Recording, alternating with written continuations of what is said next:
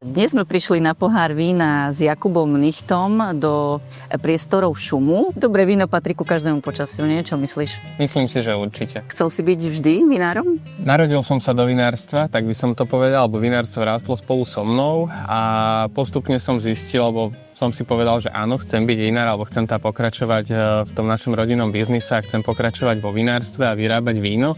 A koľko si mal rokov, keď si prvýkrát ochutnal víno?